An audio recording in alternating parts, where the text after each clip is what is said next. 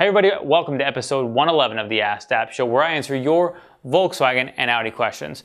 On this episode, we talk about how to get the best value out of the mods on your car and if you should sell it with the mods or without the mods.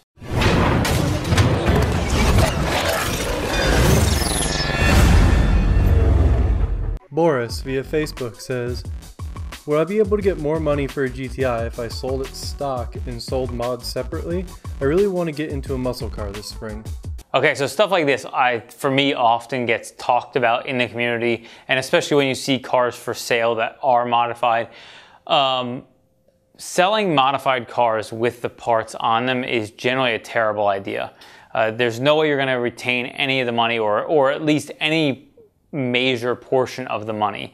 There are some rare exceptions where that may not be the case, where you find exactly the right buyer to actually purchase the vehicle because they want all those things and they know they're going to be getting a deal, and let's say they knew they would have had to pay labor because they don't do the work themselves, and so in that case they're actually going to see themselves a big savings to where they think it's a great value. That's generally not the case, and you're often going to have to wait a very long time if you want to sell a car like that, and it might not ever happen. You know, selling any car on somewhere like Craigslist, you're gonna get a bunch of lowball offers before you even get a reasonable offer a lot of times. So the idea that you're gonna get extra value or full value for the vehicle because it's modified is not the case.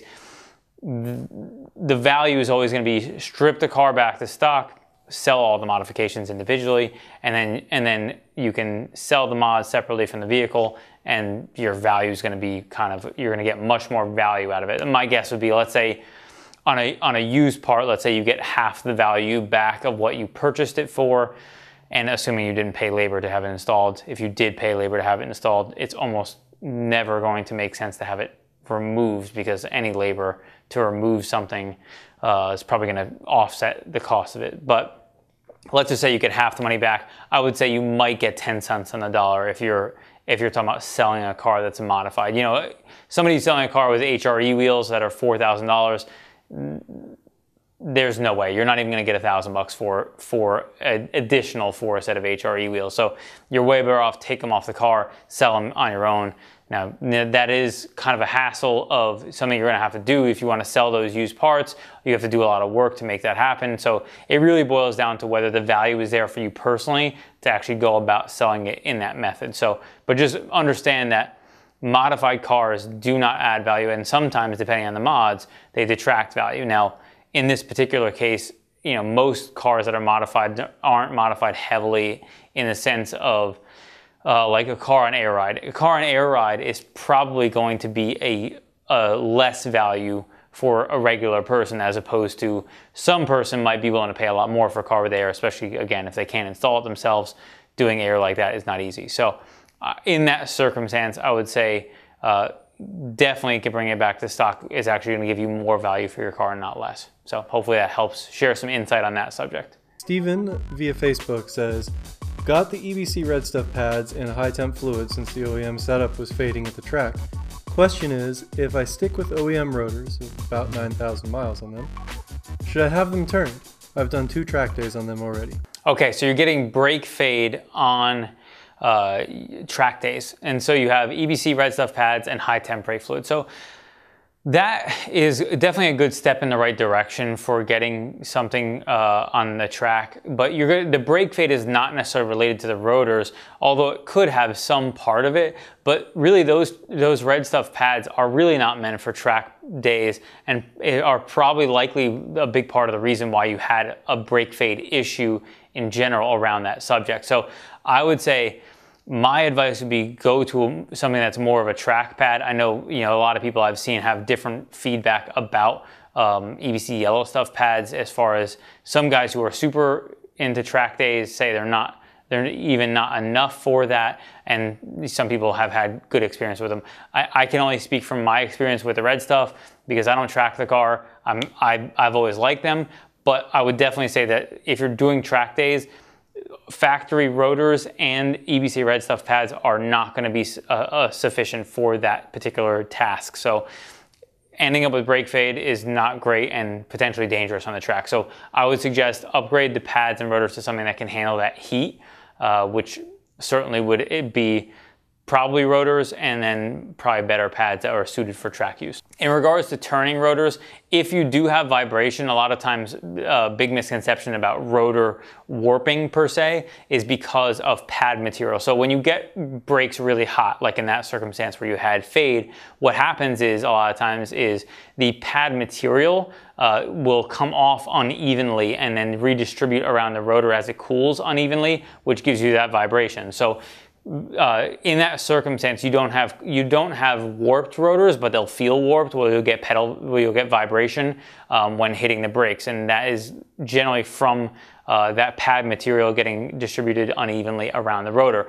Yes, cutting the rotors would help with that. You just have to make sure that they're within spec. Most German rotors don't have a lot of cutting in them as a general rule, but if you're low mileage and that type of stuff, you probably are close within spec to where you could cut and get that material even again. Andy via YouTube says, what about the 2005 Passat TDI? Found one locally with a rebuilt transmission for $4,000. I would get it for a commuter car. This question was asked on a video that I shot with our Project Mark V. I was talking about kind of the process of how you go about shopping for a mechanic special vehicle. And so just for context, that's kind of the frame of how this question was asked. And it's about 05 Passat TDIs. So 05 Passat TDIs are really solid vehicles. The only thing that really comes to mind that I think is a problem, and I'm not 100% sure about if the BHW had this problem, which is the engine code of that particular engine, is camshaft issues. I know the BRM engines, which was the Pompadours from that same TDI generation in the 05-06 range, they, I believe, did have those camshaft issues. If that's the case, that's probably something to be concerned about, as well as I assume any car for sale that's like that is probably going to need a timing belt. So that is something that's a pretty big expense up front, especially if you're not doing it yourself. It's a very big expense.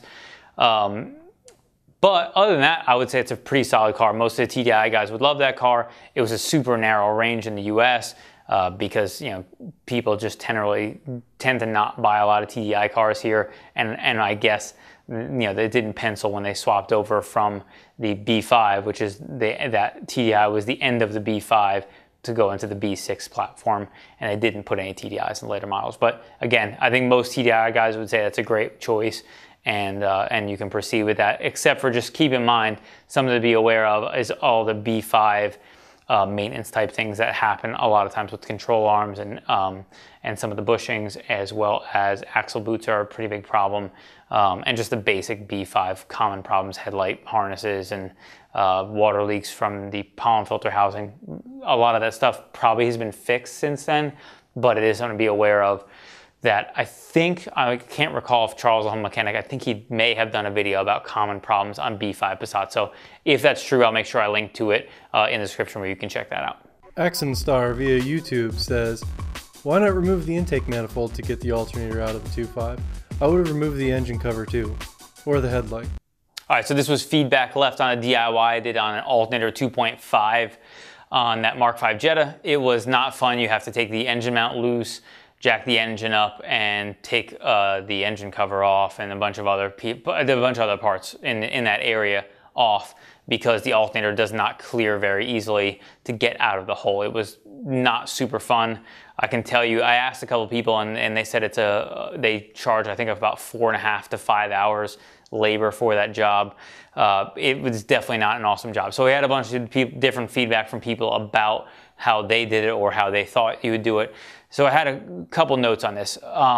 Taking the intake manifold off. Certainly taking the intake manifold off would make it a lot easier to get the alternator out, because you'd have nothing above it and you could just pull it straight up and out. With that said, pretty much no professional technician is generally going to do things that way, because dealer techs are going to be paid flat rate, which means you get paid that job. Let's say it pays 5 hours. All you get paid is 5 hours. So no matter how much time it takes you to do the job, all you're getting paid is for 5 hours worth of work.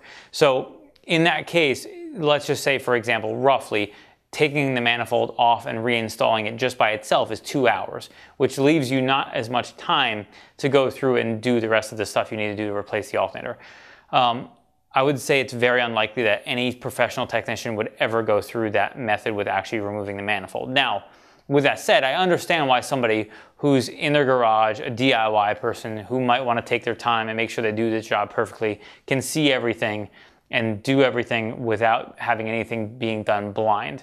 It's common for DIY people to go that route instead of the route of trying to get stuff done as fast as possible and working blind in some circumstances where you're using feel.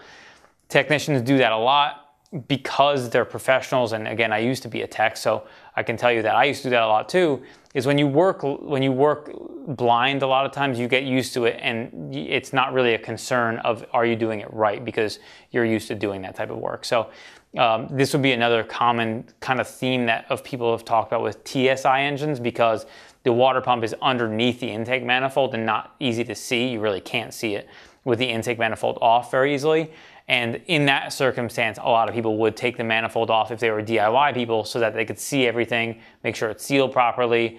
And actually probably a good idea, because failing to seal that pump properly can cause damage. People get it tweaked when they install it and end up cracking the housing, all kinds of different things. So for that reason, I understand why DIY people do it that way, but that's not how a tech would do it. So the other thing that I wanted to mention is, and I mentioned at the end of that video, but because it was a really long video, I understand why a lot of people may not have gotten to the end, is it's possible, I believe, to take the alternator out through the bottom if you take the AC compressor out. So I know the dealer tech I talked to said that that was not his preferred way to do it, but he did not say if he's ever tried it that way. My guess is it's just they're more concerned about having an issue with an AC line breaking, because you try to hang the AC compressor and it slips off whatever you're using to hang the AC compressor, and then you end up breaking an AC line or something like that. So I would imagine that that's probably not why most techs would not go that route.